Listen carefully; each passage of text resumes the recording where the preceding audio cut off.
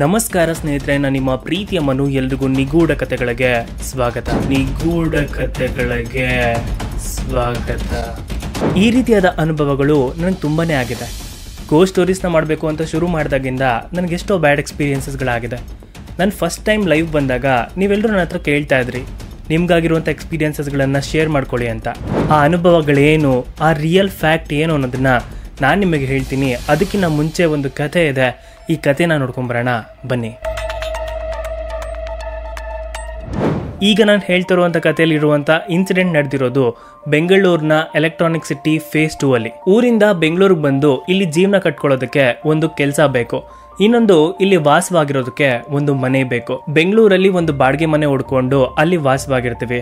ಆದ್ರೆ ಆ ಮನೆಯ ಹಿನ್ನೆಲೆ ಏನು ಅನ್ನೋದನ್ನ ನಾವು ತಿಳ್ಕೊಳ್ಳೋದಕ್ಕೆ ಹೋಗೋದಿಲ್ಲ. 98% ಮನೆಗಳಲ್ಲಿ ನೆಗೆಟಿವ್ ಎನರ್ಜೀಸ್ಗಳು ಇರೋದಿಲ್ಲ. ಆದ್ರೆ 2% ಮನೆಗಳಲ್ಲಿ ಒಂದಷ್ಟು ನಿಗೂಢತೆಗಳು ಅಡಗಿರ್ತವೆ. ಆ ಮನೆಗಳ ನಿಗೂಢ ಕಥೆಗಳನ್ನ ತಿಳ್ಕೊಳ್ಳೋದಕ್ಕೆ ಹೋದಾಗ ಒಂದು ಕ್ಷಣ ಮೈ ಜುಮ್ ಅನ್ನತ್ತೆ. ಆ ರೀತಿಯಾದ ಒಂದು ಕತೆ ಇವತ್ತು ನಾನು ನಿಮ್ಮ ಮುಂದೆ ತಗೊಂಡ್ಬಂದಿದ್ದೀನಿ. ಇನ್ಯಾಕೆ ತಡ ಮಾಡೋದು, ಬನ್ನಿ ಡೈರೆಕ್ಟ್ ಆಗಿ ಕಥೆಯಿಂದಾನೇ ಶುರು ಮಾಡೋಣ. ರಜತ್ ಬೆಂಗಳೂರಲ್ಲಿ ಒಂದು ಬಾಡಿಗೆ ಮನೆ ಹುಡುಕ್ತಾ ಇರ್ತಾನೆ.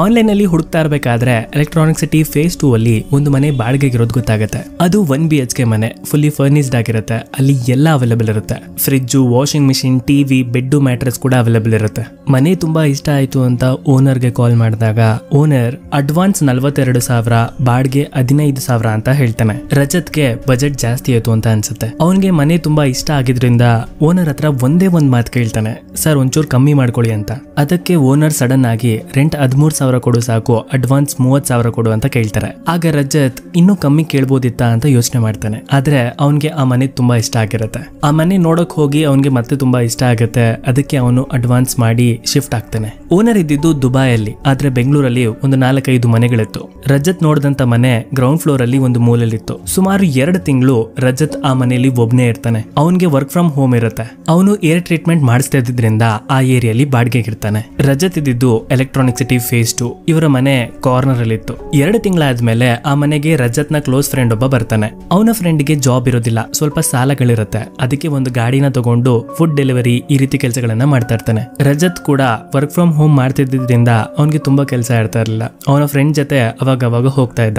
ರಜತ್ಗೆ ರಾತ್ರಿ ತುಂಬಾ ಲೇಟ್ ಆಗಿ ಮಲಗುವಂತ ಅಭ್ಯಾಸ ಆಗಿತ್ತು. ಹಾಗೆ ರಾತ್ರಿ ಒಬ್ನೇ ಆ ರೋಡ್ ಎಲ್ಲ ಓಡಾಡ್ತಾ ಇದ್ದ. ಅದೊಂದ್ ಸ್ವಲ್ಪ ಫಾರೆಸ್ಟ್ ಏರಿಯಾಗೆ ನಿಯರ್ ಇರೋದ್ರಿಂದ ಅಲ್ಲಿ ಸ್ವಲ್ಪ ಖಾಲಿ ಅನ್ನಿಸ್ತಾ ಇತ್ತು. ರಜತ್ ಒಬ್ನೇ ಇದ್ದಾಗ ಅವನಿಗೆ ಜಾಸ್ತಿ ಭಯ ಆಗ್ತಾ ಇರ್ಲಿಲ್ಲ. ಅವ್ನು ಒಬ್ಬೊಬ್ನೇ ಹೊರಗಡೆ ಹೋಗಿ ತಿನ್ಕೊಂಡೆಲ್ಲ ಬರ್ತಾ ಇದ್ದ. ಫ್ರೆಂಡ್ ಬಂದ ಮೇಲೆ ಈ ಡೆಲಿವರಿ ಜಾಬ್ ಈ ತರ 1 ವಾರ ಪಾರ್ಟ್ ಟೈಮ್ ಜಾಬ್ಗೆ ಹೋಗ್ತಾರೆ. 1 ವಾರ ಆದ್ಮೇಲೆ ಒಂದಿನ ರಾತ್ರಿ ಮಳೆ ಬರ್ತಾ ಇರತ್ತೆ. ಅವತ್ತು ಮಳೆಯಲ್ಲಿ ಹೊರಗಡೆ ಹೋಗಕ್ ಆಗ್ತಿರ್ಲಿಲ್ಲ. ಅದಕ್ಕೆ ಇವರು ಗೇಮ್ ಆಡ್ಕೊಂಡು ಮನೆಯಲ್ಲೇ ಮಲ್ಕೋಬಿಡ್ತಾರೆ. ರಜತ್ ಅವರ ಸ್ನೇಹಿತ ಡೋರ್ ಸೈಡೇ ಮಲ್ಗಿರ್ತಾನೆ. ರಜತ್ ಗೋಡೆ ಕಡೆ ಮಲ್ಕೊಂಡಿರ್ತಾನೆ. ಸಮಯ ಸರಿಸುಮಾರು ಮಧ್ಯರಾತ್ರಿ 2ರಿಂದ 2:30 ಆಗಿರಬಹುದು. ರಜತ್ಗೆ ಸರಿಯಾಗಿ ನಿದ್ದೆ ಬರ್ತಾ ಇರ್ಲಿಲ್ಲ. ಬೆಡ್ರೂಮ್ ಡೋರ್ ಕೂಡ ಓಪನ್ ಆಗಿತ್ತು. ಹಾಲ್ ಅಲ್ಲಿ ಒಂದು ಫ್ರಿಡ್ಜ್ ಕೂಡ ಇತ್ತು. ಆ ಫ್ರಿಡ್ಜ್ ಕಡೆಯಿಂದ ಯಾರೋ ಬೆಡ್ರೂಮ್ ಡೋರ್ ವರ್ಗು ನಡ್ಕೊಂಡ್ ಬರೋ ರೀತಿ ರಜತ್ಗೆ ಸೌಂಡ್ ಕೇಳುತ್ತೆ. ಆಗ ಅವನು ಕನ್ಸಿರಬಹುದು ಅಂತ ಸುಮ್ನೆ ಮಲ್ಕೋತಾನೆ. ಸಮಯ ಸರಿಸುಮಾರು 4ರಿಂದ 4:15 ಆಗಿರಬಹುದು. ಆಗ್ಲೂ ಕೂಡ ಮತ್ತೆ ಅದೇ ರೀತಿ ರಿಪೀಟ್ ಆಗತ್ತೆ. ಮನೆ ಹಾಲ್ ಅಲ್ಲಿ ಇದ್ದಂತ ಫ್ರಿಡ್ಜ್ ಹತ್ರ ಇಂದ ಯಾರೋ ಒಬ್ರು ಬೆಡ್ರೂಮ್ ಡೋರ್ ವರ್ಗು ಜೋರಾಗಿ ನಡ್ಕೊಂಡ್ ಬರೋ ರೀತಿ ಅವನ್ಗೆ ಸೌಂಡ್ ಕೇಳುತ್ತೆ. ಆಗ ರಜತ್ಗೆ ಕನ್ಫರ್ಮ್ ಆಗುತ್ತೆ, ಇದು ಕನ್ಸಲ್ಲ, ನಿಜವಾಗ್ಲೂ ಸೌಂಡ್ ಕೇಳಿಸ್ತಾ ಇದೆ ಅಂತ. ಹಿಂದೆ ಮನೆಯಲ್ಲಿ ಒಬ್ರು ಆಂಟಿ ಇರ್ತಾರೆ, ಅವ್ರ ಗೆಜ್ಜೆ ಸೌಂಡ್ ಇರಬಹುದು ಅಂತ ರಜತ್ ಸುಮ್ನೆ ಆಗಿರ್ತಾನೆ. ಆದ್ರೆ ವಿಚಿತ್ರ ಅನ್ಸೋದು ಏನ್ ಗೊತ್ತಾ, ರಜತ್ ಎದ್ ನೋಡಿದಾಗ ರೂಮ್ ಡೋರ್ ಕ್ಲೋಸ್ ಆಗಿತ್ತು. 2:15 ನೋಡಿದಾಗ ರೂಮ್ ಡೋರ್ ಓಪನ್ ಆಗಿತ್ತು. ಈಗ ಕ್ಲೋಸ್ ಆಗಿದೆ ಅಂತ ರಜತ್ಗೆ ಕನ್ಫ್ಯೂಸ್ ಆಗುತ್ತೆ. ಅವನ್ ಫ್ರೆಂಡ್ ನೋಡಿದ್ರೆ ಮಲ್ಗೆ ಇದ್ದಾನೆ. ಅವತ್ತಿಗೆ ರಜತ್ಗೆ ಒಂದು ಸಣ್ಣ ಕನ್ಫ್ಯೂಷನ್ ಆಗಿರುತ್ತೆ. ಆದ್ರೆ ಅದನ್ನ ಅವನು ಸೀರಿಯಸ್ ಆಗಿ ತಗೊಂಡಿರೋದಿಲ್ಲ. ರಜತ್ ಮತ್ತೆ ಅವನ ಫ್ರೆಂಡ್ ಬೆಳಗಿನ ಜಾವ ಟಿಫನ್ ಮಾಡೋದಕ್ಕೆ ಅಂತ ಸ್ಕೂಟಿಲಿ ಹೋಗ್ತಾ ಇರ್ತಾರೆ. ರಾತ್ರಿ ನಡೆದಂತ ವಿಷಯವನ್ನ ರಜತ್ ಅವನ ಫ್ರೆಂಡ್ ಹತ್ರ ಹೇಳೇ ಇರೋದಿಲ್ಲ. ಆದ್ರೆ ಅದಕ್ಕಿಂತ ಮುಂಚೆ ರಾತ್ರಿ ಏನೋ ಸೌಂಡ್ ಕೇಳಿಸ್ತಿತ್ತು ಅಂತ ಅವನೇ ಹೇಳ್ಬಿಡ್ತಾನೆ. ಆಗ ಸಡನ್ ಆಗಿ ಗಾಡಿ ನಿಲ್ಸಿ, ನಿನ್ಗೇನಾದ್ರು ಗೆಜ್ಜೆ ಸೌಂಡ್ ಕೇಳಿಸ್ತಾ ಅಂತ ಕೇಳಿದಾಗ, ಹೌದು ಕಣ, 1-2 ಸಲ ಗೆಜ್ಜೆ ಸೌಂಡ್ ಕೇಳಿಸ್ತು ಅಂತ ಅವನು ಹೇಳ್ತಾನೆ. ಅವತ್ ರಾತ್ರಿ ರಜತ್ಗೆ ಯಾವ ರೀತಿ ಸೌಂಡ್ ಕೇಳಿಸಿತ್ತೋ ಅದೇ ರೀತಿ ಅವನ ಫ್ರೆಂಡ್ಗೂ ಕೂಡ ಸೌಂಡ್ ಕೇಳಿಸಿರತ್ತೆ. ರಜತ್ಗೆ ಇದು ಜಸ್ಟ್ ಭ್ರಮೆ ಆಗಿದ್ರೆ ಅವನ ಫ್ರೆಂಡ್ಗೆ ಹೆಂಗ್ ಕೇಳಿಸ್ತಾ ಇತ್ತು, ಈ ಕನ್ಫ್ಯೂಷನ್ ಜಾಸ್ತಿ ಆಗತ್ತೆ. ಇವರಿಬ್ರು ಟಿಫನ್ ಮಾಡ್ಕೊಂಡು ಮನೆ ಹತ್ರ ಬಂದು ಮನೆ ಹಿಂದೆ ಇದ್ದಂತ ಆಂಟಿನ ಕೂಡ ವಿಚಾರಿಸ್ತಾರೆ. ಆಂಟಿ, ನೀವೇನಾದ್ರು ರಾತ್ರಿ ಓಡಾಡ್ತಿದ್ರಾ ಅಂತ. ಆಗ ಆ ಆಂಟಿ, ನಾನ್ ರಾತ್ರಿ ಮನೇಲಿ ಇರ್ಲೇ ಇಲ್ಲ, ಆದ್ರೂ ರಾತ್ರಿ ಅಷ್ಟೊತ್ತಲ್ಲಿ ನಾನೇ ಯಾಕೆ ಓಡಾಡ್ಲಿ ಅಂತ ಹೇಳ್ತಾರೆ. ಈ ಇನ್ಸಿಡೆಂಟ್ ಆದ್ಮೇಲೆ ಇವರಿಬ್ರಿಗೂ ಸ್ವಲ್ಪ ಭಯ ಆಗುತ್ತೆ. ಅದಕ್ಕೆ 1-2 ದಿನ ಡೆಲಿವರಿ ಜಾಬ್ ಕೂಡ ಹೋಗಿರ್ಲಿಲ್ಲ, ಮನೇಲೇ ಇದ್ದು ಗೇಮ್ ಆಡ್ಕೊಂಡು ಹಾಗೆ ಕಾಲ ಕಳಿತಿದ್ರು. ಈ ಇನ್ಸಿಡೆಂಟ್ ಎಲ್ಲ ಆದ್ಮೇಲೆ ಅವ್ರಿಗೆ 1 ವಾರದವರೆಗೂ ಯಾವುದೇ ರೀತಿಯಾದ ಅನುಭವಗಳಾಗೋದಿಲ್ಲ. 1 ವಾರ ಆದ್ಮೇಲೆ ರಜತ್ ಅವರ ಸ್ನೇಹಿತ ಊರ್ಗ್ ಹೋಗ್ತಾನೆ. ಆಗ ಆ ಮನೇಲಿ ರಜತ್ ಒಬ್ನೇ ಇರ್ಬೇಕಾಗಿರುತ್ತೆ. ಒಬ್ನೇ ಸರಿ ಸುಮಾರು 1-2 ವಾರ ಇರ್ತಾನೆ. ಆದ್ರೆ ಅವನಿಗೆ ಯಾವುದೇ ರೀತಿಯಾದ ಅನುಭವ ಆಗೋದಿಲ್ಲ. ಊರಿಂದ ಸ್ವಲ್ಪ ದಿನ ಆದ್ಮೇಲೆ ಸ್ನೇಹಿತ ವಾಪಸ್ ಬರ್ತಾನೆ. ಅವನು ವಾಪಸ್ ಬಂದಂತ ನೆಕ್ಸ್ಟ್ ದಿನಾನೇ ಮತ್ತೆ ಮಧ್ಯರಾತ್ರಿ ಅದೇ ರೀತಿಯಾದ ಎಕ್ಸ್ಪೀರಿಯನ್ಸ್ ಆಗುತ್ತೆ. ಯಾರೋ ಮತ್ತೆ ಅದೇ ರೀತಿ ಫ್ರಿಡ್ಜ್ ಕಡೆಯಿಂದ ರೂಮ್ ಕಡೆಗೆ ಓಡೋಡಿ ಬರೋದು. ಆ ಸಮಯಕ್ಕೆ ರಜತ್ಗೆ ಎಚ್ಚರ ಆಗ್ತಿತ್ತು. ಅವನಿಗೆ ಎಚ್ಚರ ಆದಾಗ ಆ ಸೌಂಡ್ ನಿಂತೋಗ್ತಾ ಇತ್ತು. ಮತ್ತೆ ರಜತ್ ಮಲ್ಕೋತಾನೆ. ಮತ್ತೆ 3-4 ಗಂಟೆ ಅಷ್ಟರಲ್ಲಿ ಅದೇ ರೀತಿಯಾದ ಶಬ್ದಗಳು ಕೇಳಿಸುತ್ತೆ.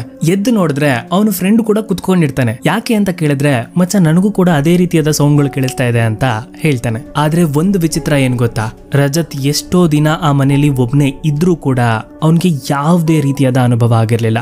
ಆದ್ರೆ ಅವನ ಫ್ರೆಂಡ್ ಯಾವಾಗ ಮನೇಲಿ ಇರ್ತಾನೋ ಆ ದಿನಗಳಲ್ಲಿ ಮಾತ್ರ ಈ ಎಲ್ಲಾ ಅನುಭವಗಳಾಗ್ತಾ ಇತ್ತು. ಈ ವಿಷಯ ರಜತ್ಗೂ ಕೂಡ ನೋಟಿಸ್ ಆಗತ್ತೆ. ಅದ್ ಯಾಕೆ ಹಂಗಾಗ್ತಿದೆ, ಈ ಮನೇಲಿ ಏನಾದ್ರೂ ಪ್ರಾಬ್ಲಮ್ ಇದ್ದಿದ್ರೆ ಯಾವಾಗ್ಲೂ ಆಗ್ಬೇಕಾಗಿತ್ತು, ಆದ್ರೆ ಅವನ ಫ್ರೆಂಡ್ ಬಂದಾಗ ಮಾತ್ರ ಯಾಕೆ ಈ ತರ ಆಗ್ತಿದೆ ಅಂತ ಭಯ ಆಗೋದಕ್ಕೆ ಶುರು ಆಗಿರುತ್ತೆ. ಹಿಂಗೆಲ್ಲ ಆದ್ಮೇಲೆ ಅವ್ರು ನಿದ್ದೆನೆ ಮಾಡೋದಿಲ್ಲ, ಗೇಮ್ ಮಾಡ್ಕೊಂಡೇ ಇದ್ಬಿಡ್ತಾರೆ. ನೆಕ್ಸ್ಟ್ ಡೇ ಹೀಗೆ ರಜತ್ ಅವರ ಫ್ರೆಂಡ್, ನೀನ್ ಡೋರ್ ಕಡೆ ಮಲ್ಕೋ, ನಾನ್ ಗೋಡೆ ಕಡೆ ಮಲ್ಕೋತೀನಿ ಅಂತ ಹೇಳ್ತಾನೆ. ಆಗ ರಜತ್ ಕೂಡ ಸರಿ, ಇಫ್ ಇನ್ ಕೇಸ್ ಏನಾದ್ರೂ ಸೌಂಡ್ ಬಂದ್ರೆ ಮೊದ್ಲು ನನಗೆ ಗೊತ್ತಾಗತ್ತೆ ಅಂತ ಡೋರ್ ಕಡೆಗೆ ಬಂದು ಮಲ್ಕೋತಾನೆ. ಅವತ್ತು ರಾತ್ರಿ ಯಾವುದೇ ರೀತಿಯಾದ ಸೌಂಡ್ ಕೇಳಿಸಿರೋದಿಲ್ಲ. ಆದ್ರೆ ಒಂದು ಇನ್ಸಿಡೆಂಟ್ ನಡೆದಿರುತ್ತೆ. ಅದೇನ್ ಗೊತ್ತಾ, ರಜತ್ಗೆ ಎಚ್ಚರ ಆದ್ಮೇಲೆ ನೋಡಿದಾಗ ಅವನ ಫ್ರೆಂಡ್ ಮೂಗು ಮೇಲೆ ಒಂದು ಬೆರಳಷ್ಟು ಉದ್ದ ಉಗ್ರಿಂದ ಪರಚಿರೋ ರೀತಿ ಗಾಯ ಆಗಿರುತ್ತೆ. ಆದ್ರೆ ವಿಚಿತ್ರ ಏನ್ ಗೊತ್ತಾ, ಅವರಿಬ್ರು ಕೈಯಲ್ಲೂ ಕೂಡ ಉಗ್ರಿರೋದಿಲ್ಲ. ಇಫ್ ಇನ್ ಕೇಸ್ ನಿದ್ದೆ ಕಣ್ಣಲ್ಲಿ ಅವನೇ ಪರ್ಚ್ಕೊಂಡಿದ್ದಾನೆ ಅಂತ ಕೂಡ ಹೇಳೋದಕ್ಕಾಗಲ್ಲ.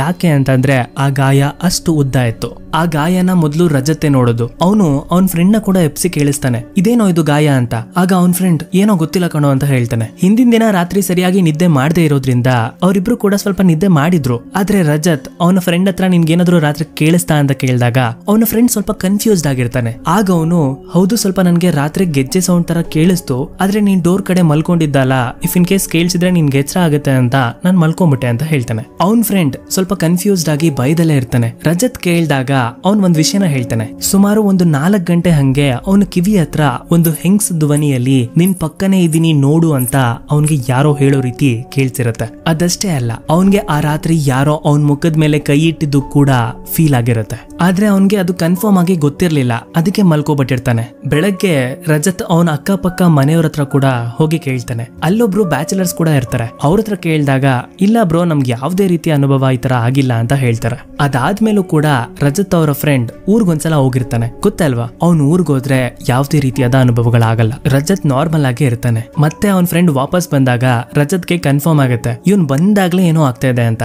ಆಗ ರಜತ್ ಅವನ ಫ್ರೆಂಡ್ ಹತ್ರ ಕೂಡ ಹೇಳ್ತಾನೆ, ನನ್ಗೆ ಯಾಕೋ ಡೌಟ್ ಆಗ್ತಾ ಇದೆ, ನೀನ್ ಬಂದಾಗ್ಲೇ ಈ ರೀತಿಯಾದ ಅನುಭವಗಳಾಗ್ತಾ ಇದೆ ಅಂತ. ಇನ್ನೊಂದು ಇಂಟ್ರೆಸ್ಟಿಂಗ್ ವಿಷಯ ಏನ್ ಗೊತ್ತಾ, ಆ ಒಂದು ಸಿಚುವೇಶನ್ ಅಲ್ಲಿ ಅವನ ಫ್ರೆಂಡ್ಗೆ ಸ್ವಲ್ಪ ಹೆಲ್ತ್ ಇಶ್ಯೂಸ್ ಕೂಡ ಆಗ್ತಾ ಇತ್ತು. ಅವನ್ ಬಾಡಿಲಿ ಕ್ರಿಯೇಟಿನ್ ಲೆವೆಲ್ ಜಾಸ್ತಿ ಆಗಿತ್ತು, ಹೇರ್ ಫಾಲ್ಸ್ ಎಲ್ಲ ಜಾಸ್ತಿ ಆಗ್ತಾ ಇತ್ತು. ಅವನೊಂಥರ ವೀಕ್ ಆಗ್ಬಿಟ್ಟಿದ್ದ. ಈ ಹೆಲ್ತ್ ಇಶ್ಯೂ ಇಂದ ಅವನ ಫ್ರೆಂಡ್ ಉಡುಪಿಲಿ ಟ್ರೀಟ್ಮೆಂಟ್ ಕೂಡ ತಗೊಂತಾ ಇದ್ದ. ಇಷ್ಟೆಲ್ಲ ಕಣ್ಮುಂದೆನೆ ಆಗ್ತಿರೋದನ್ನ ನೋಡ್ತಿದ್ದಂತ ರಜತ್ಗೆ ಸ್ವಲ್ಪ ಭಯ ಆಗುತ್ತೆ. ಆಗ ಅವನು ಅವ್ರ ಫ್ರೆಂಡ್ ಹತ್ರ ಕೂಡ ಹೇಳ್ತಾನೆ, ನೀನ್ ಬಂದಾಗ್ಲೇ ಈ ರೀತಿ ಆಗ್ತಾ ಇದೆ, ಅದ್ರ ಜೊತೆಗೆ ಹೆಲ್ತ್ ಇಶ್ಯೂಸ್ ಕೂಡ ತುಂಬಾನೇ ಆಗ್ತಾ ಇದೆ, ಅದಕ್ಕೆ ನೀನ್ ಒಂದ್ ಕೆಲ್ಸ ಮಾಡು, ನಿಮ್ ಮನೆಯವ್ರನ್ನ ಕರ್ಕೊಂಡು ಯಾವ್ದಾದ್ರು ದೇವಸ್ಥಾನದಲ್ಲಿ ಇದ್ರ ಬಗ್ಗೆ ವಿಚಾರಿಸು ಅಂತ ಹೇಳ್ತಾನೆ. ಆಗ ಅವನ್ ಫ್ರೆಂಡ್, ಹೌದು ಕಣೋ, ನನಗೂ ಒಂಥರ ಭಯ ಆಗ್ತಿದೆ, ಏನೋ ಒಂಥರ ವಿಚಿತ್ರವಾಗಿ ನಡೀತಿದೆ, ಇರೋ ಹೋಗಿ ಕೇಳ್ತೀನಿ ಅಂತ ಚಿತ್ರದುರ್ಗದಲ್ಲಿ ಅವರ ಫ್ಯಾಮಿಲಿನ ಕರ್ಕೊಂಡು ಒಂದು ದೇವಸ್ಥಾನದಲ್ಲಿ ಹೋಗಿ ಕೇಳ್ತಾರೆ. ಆ ದೇವಸ್ಥಾನದಲ್ಲಿ ಹೋಗಿ ಕೇಳಿದಾಗ, ಹೌದು, 1-2 ತಿಂಗಳಿಂದ ನಿನ್ ಸುತ್ತಮುತ್ತ ಏನೋ ನಡೀತಾ ಇದೆ, ಹಾಗೆ ನಿನ್ನ ಕ್ಲೋಸ್ ರಿಲೇಟಿವ್ಸ್ ನಿನ್ ಮೇಲೆ ಮಾಟ ಮಂತ್ರ ಮಾಡಿದ್ದಾರೆ ಅಂತ. ಅದೇನ್ ಮಾಟ ಮಂತ್ರ ಆಗಿದೆ ಈ ವಿಷಯದ ಬಗ್ಗೆ ಸರಿಯಾಗಿ ಕ್ಲಾರಿಟಿ ಇರೋದಿಲ್ಲ. ಆದ್ರೆ ಈ ವಿಷಯ ಗೊತ್ತಾಗಿದ ತಕ್ಷಣ ಅವ್ರ ತಂದೆ ತಾಯಿಗೆ ಶಾಕ್ ಆಗತ್ತೆ. ಯಾಕಂದ್ರೆ ಇವನ್ಗೆ ಈ ರೀತಿ ಆಗಿರೋ ಅನುಭವಗಳೆಲ್ಲ ಅವ್ರಿಗೆ ಗೊತ್ತಿರ್ಲಿಲ್ಲ. ಅವನು ಅಲ್ಲಿ ದೇವಸ್ಥಾನದಲ್ಲಿ ಹೇಳಿರೋ ವಿಷಯಗಳೆಲ್ಲ ರಿಲೇಟ್ ಮಾಡ್ಕೊಂಡು, ಹೌದು ನನ್ಗೆ ಈ ರೀತಿ ಆಗ್ತಿತ್ತು ಅಂತ ಕನ್ಫರ್ಮ್ ಆದ್ಮೇಲೆ ರಜತ್ಗೂ ಕೂಡ ಕಾಲ್ ಮಾಡಿ, ಈ ರೀತಿ ನನ್ ಸುತ್ತಮುತ್ತ ಏನೋ ಸುತ್ತಾ ಇತ್ತಂತೆ, ಏನೋ ಮಾಟ ಮಂತ್ರ ಆಗಿತ್ತಂತೆ ಅಂತ ಹೇಳ್ಕೊತಾನೆ. ಆಗ ರಜತ್ ಕೂಡ ಹೇಳ್ತಾನೆ, ಅದಕ್ಕೇನಾದ್ರೂ ಪರಿಹಾರ ಇದ್ರೆ ಕೇಳಿ ನೋಡು, ಏನಾದ್ರೂ ಪೂಜೆ ಇದ್ರೆ ಮಾಡಿಸು ಅಂತ. 1-2 ದಿನ ದೇವಸ್ಥಾನದಲ್ಲಿ ಮನೆಯಲ್ಲಿ ಮತ್ತೆ ಅವನ್ಗೆ ಆ ರೀತಿ ಪ್ರಾಬ್ಲಮ್ಗಳು ಆಗ್ಬಾರ್ದು ಅಂತ ಪೂಜೆ ಮಾಡಿಸ್ತಾರೆ. ಇದೆಲ್ಲ ಆದ್ಮೇಲೆ ಸಿಚುವೇಶನ್ಸ್ ಗಳು ನಾರ್ಮಲ್ ಆಗುತ್ತೆ. ಆದ್ರೂ ಸುಮ್ನೆ ಆ ಮನೇಲೇ ಇರೋದ್ ಯಾಕೆ ಅಂತ ಆ ಮನೇನು ಕೂಡ ಚೇಂಜ್ ಮಾಡ್ಬಿಡ್ತಾರೆ. ಕೆಲವೊಂದ್ಸಲ ಮನೆಗಳಲ್ಲಿ ಸಮಸ್ಯೆ ಇರುತ್ತೆ. ಇನ್ನೂ ಕೆಲವೊಂದ್ಸಲ ಮನೆಯಲ್ಲಿರುವಂಥ ವ್ಯಕ್ತಿಗಳಲ್ಲಿ ಸಮಸ್ಯೆ ಇರುತ್ತೆ. ಆ ಸಮಸ್ಯೆಗಳು ಸೃಷ್ಟಿಯಾಗೋದಕ್ಕೆ ಹಲವಾರು ಕಾರಣಗಳಿರಬಹುದು. ಆ ಕಾರಣಗಳನ್ನು ಹುಡುಕುವಂಥ ಪ್ರಯತ್ನ ನಾನು ಮಾಡ್ತೀನಿ. ನಾನು ಗೋಸ್ಟ್ ಸ್ಟೋರೀಸ್ನ ಮಾಡೋದಕ್ಕೆ ಶುರು ಮಾಡಿದಾಗ ನನಗೂ ಕೆಲವೊಂದು ಎಕ್ಸ್ಪೀರಿಯನ್ಸಸ್ಗಳಾಯಿತು. ಅದೇನು ಅಂತ ಶಾರ್ಟ್ ಆಗಿ ನಿಮ್ಮ ಹತ್ರ ಹೇಳ್ತೀನಿ. ನಾನು ಫಸ್ಟ್ 2 ವಿಡಿಯೋ ಮಾಡೋವರೆಗೂ ನನಗೆ ಯಾವುದೇ ರೀತಿಯಾದ ಅನುಭವಗಳಾಗಿರಲಿಲ್ಲ. ಆದರೆ 3ನೇ ವಿಡಿಯೋ ಮಾಡಿದ್ಮೇಲೆ ನನಗೊಂದಷ್ಟು ಎಕ್ಸ್ಪೀರಿಯನ್ಸಸ್ಗಳಾಯಿತು. ಏನೋ ಗೊತ್ತಿಲ್ಲ, ಸಡನ್ನಾಗಿ ಜ್ವರ ಬಂದಿರೋ ಥರ, ಒಂಥರ ಫುಲ್ ಟಯರ್ಡ್ನೆಸ್, ಯಾವ ಕೆಲಸದ ಮೇಲೂ ಕೂಡ ಇಂಟ್ರೆಸ್ಟ್ ಇಲ್ಲ, ಈ ರೀತಿ ಆಗಿಬಿಟ್ಟಿತ್ತು. ನನಗೆ ಇದು 1 ದಿನ 2 ದಿನ ಆದರೆ ಓಕೆ, ಆದರೆ ಇದು ಒಂದು 4-5 ದಿನ ಕಂಟಿನ್ಯೂ ಆಗಿಬಿಡುತ್ತೆ. ಆ 4-5 ದಿನ ಯಾಕೆ ಆ ಥರ ಆಯಿತು ಅಂತ ನನಗೆ ಗೊತ್ತಿಲ್ಲ, ಆದರೆ ಏನೋ ಒಂಥರ ಭಯ ಆಗ್ತಾ ಇತ್ತು. ನನ್ನ ಪ್ರಕಾರ ಅದಕ್ಕಿಂತ ಮುಂಚೆ ನಾನು ಗೋಸ್ಟ್ ಸ್ಟೋರೀಸ್ಗಳ ಬಗ್ಗೆ ತುಂಬ ತಿಳ್ಕೊಳ್ತಾ ಇರಲಿಲ್ಲ. ವಿಡಿಯೋ ಮಾಡಬೇಕಲ್ಲ ಅಂತ ಒಂದಷ್ಟು ರಿಸರ್ಚ್ ಮಾಡೋದಕ್ಕೆ ಶುರು ಮಾಡ್ತೀನಿ. ಪ್ರತಿದಿನ ಅದ್ರ ಬಗ್ಗೆನೇ ಯೋಚನೆ ಮಾಡ್ತಾ ಇದ್ದಾಗ ನನ್ನ ಮೆಂಟಲಿ ಸ್ವಲ್ಪ ಡಿಸ್ಟರ್ಬ್ ಆದೆ ಅಂತ ನನಗನ್ಸುತ್ತೆ. ನಾನು ಯಾವಾಗ ದೇವಸ್ಥಾನಕ್ಕೆ ಹೋಗಿ ಹೊರಗಡೆ ಬಂದನೋ, ನಿಜವಾಗ್ಲೂ ಹೇಳ್ತೀನಿ, ಆಗ ನನಗೆ ಎಲ್ಲನೂ ಸಾಲ್ವ್ ಆಯಿತು. ದೇವಸ್ಥಾನದಿಂದ ಹೊರಗಡೆ ಬಂದಮೇಲೆ ಏನೋ ಒಂಥರ ಡಿವೈನ್ ಫೀಲ್ ಆಯಿತು. ಅದಾದಮೇಲೆ ಯಾವತ್ತೂ ಕೂಡ ಎಕ್ಸ್ಪೀರಿಯನ್ಸಸ್ಗಳಾಗಿಲ್ಲ. ನಾನು ನನ್ನ ಕಂಟ್ರೋಲ್ ಮಾಡೋದಕ್ಕೆ, ನನ್ನ ಥಾಟ್ಸ್ನ ಕಂಟ್ರೋಲ್ ಮಾಡೋದಕ್ಕೆ ರುದ್ರಾಕ್ಷಿನ ಪ್ರತಿ ಸಲ ವೇರ್ ಮಾಡಿರ್ತೀನಿ. ಹೋಪ್ ಇವತ್ತಿನ ವಿಡಿಯೋ ನಿಮಗೆ ಇಷ್ಟ ಆಯಿತು ಅನ್ಕೋತೀನಿ. ಇಷ್ಟ ಆಗಿದ್ರೆ ಲೈಕ್, ಶೇರ್, ಸಬ್ಸ್ಕ್ರೈಬ್ ಮಾಡೋದನ್ನು ಮರಿಬೇಡಿ. ಇದೇ ರೀತಿಯಾದ ಗೋಸ್ಟ್ ಸ್ಟೋರೀಸ್ಗಳನ್ನು ತಗೊಂಬರ್ತೀನಿ ಅಂತ ಹೇಳ್ತಾ ಈ ವಿಡಿಯೋನ ಇಲ್ಲಿಗೆ ಮುಗಿಸ್ತಾ ಇದ್ದೀನಿ. ಟೇಕ್ ಕೇರ್, ಟಾಟಾ, ಬಾಯ್.